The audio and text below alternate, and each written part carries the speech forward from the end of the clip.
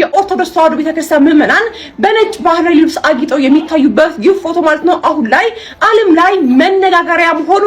ዶናልድ ትራምፕ ፎር ፕሬዝዳንት የተባለው ግዙፍ የፌስቡክ ገጽ ማለት ነው ስለ ኢትዮጵያውያን አስደናቂ የተባለ ዘገባም ዘግቧል። ይህ ምስል በዶናልድ ትራምፕ ስም በተሰየመው ፔጅ ተለጥፎ የዓለም ሕዝብ እየተነጋገረበት ይገኛል። የዓለም ሕዝብ ስልጣኔ ይዞት በተለያየ መንገድ ቢጓዝም ኢትዮጵያኖች ግን አሁንም ከፈጣሪያቸው ጋር በጥብቀት አሉ የሚል መልእክት አስተላልፏል። ፓስተሩን ጨምሮ በአዲስ አበባ ከ75 በላይ ፕሮቴስታንቶች ወደ ኦርቶዶክስ ተዋሕዶ ቤተክርስቲያን ተቀላቅለዋል። ሆሳዕና እንበል። ሆሳዕና በአርያም ከሰማይ የመጣ መድኃኒት፣ ሆሳዕና ለወልደ ዳዊት ለዳዊት ልጅ ሆሳዕና መድኃኒት መባል ይገባዋል።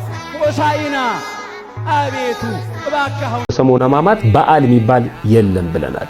21ም ቢሆን 29ም ቢሆን ዝም ብሎ መስገድ ነው። ምክንያቱም እነዛ በዓላት በኦሪት ውስጥ ስለሌለ ክርስቲያን ቅዳሴ ዘግታለች።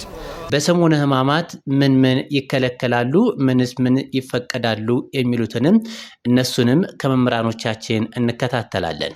እነዚህንና የመሳሰሉትን ቪዲዮዎች ይዤ ቀርብ ያለሁ። እንኳን ለመጋቢት 27 ለቸሩ መድኃኔዓለም ለበዓለ ወልድ በዓልና እንዲሁም ለበዓለ ሆሳዕና አደረሰን አደረሳችሁ።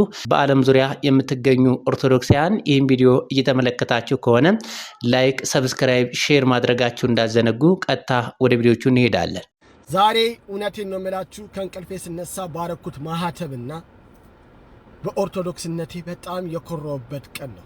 ምክንያቱ ደግሞ ፕሬዝዳንት ትራምፕ በትሩዝ ገጻቸው 7.6 ሚሊዮን ተከታይ ባላቸው ይህንን የኦርቶዶክስ ፎቶ ለጥፈው ዓለም ሁሉ ከኢትዮጵያ ሊማረው የሚገባ ነገር ክርስቶስን መውደድና ክርስቶስን ማፍቀር ነው ብለዋል።